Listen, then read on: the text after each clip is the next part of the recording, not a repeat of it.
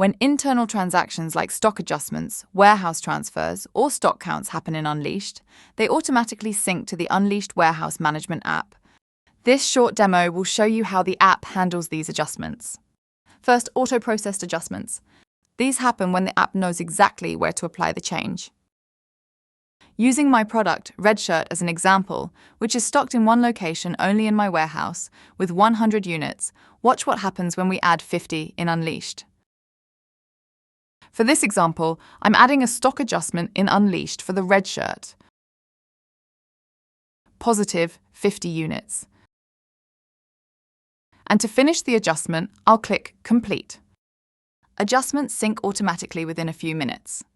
By default, this page shows a list of adjustments pending your action. Let's turn it off to view the auto-processed adjustment done for the Red Shirt. And here it is. We added 50 units in Unleashed, and the app automatically applied it to its current location because this product only exists in that one location.